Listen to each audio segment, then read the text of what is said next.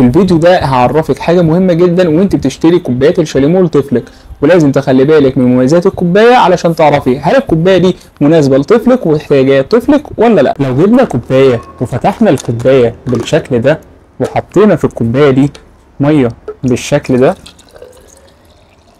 وقفلنا الكوباية تاني كده وميلنا الكوباية هتبتدي ان هي تنزل ميه. لكن لو جبنا كوبايه تانية وفتحناها وحطينا فيها نفس مقدار الميه اللي كان في الكوبايه دي بالشكل ده وقفلنا الكوبايه بالشكل ده وجينا ميلنا الكوبايه زي ما انتوا شايفين ما بتنزلش اي حاجه خالص. وزي ما شفنا كده الكوبايه دي نزلت ميه والكوبايه دي ما نزلتش ميه، بالرغم ان احنا فتحنا الاسترو بتاع الاتنين وميلناهم، دي نزلت ودي ما نزلتش.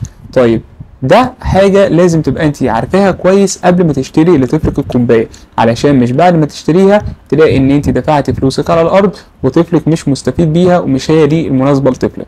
تعالي بقى لما نفهم مع بعض ايه اللي بيحصل في الاتنين دول. ده بيكون شكل الشاليمو للكوبايه الصفراء اللي لما ميلناها ما نزلتش ميه.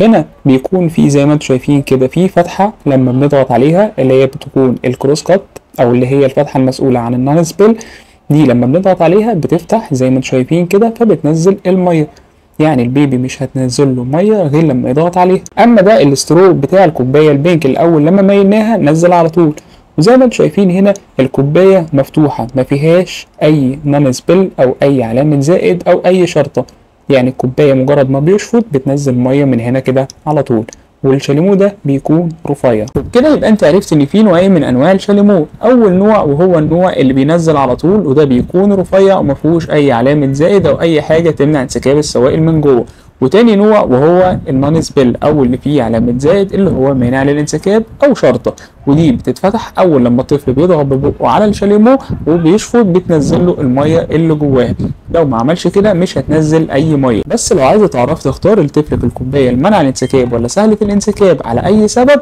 ابعتيلي رساله او سيبيلي كومنت. انا عمر محمد.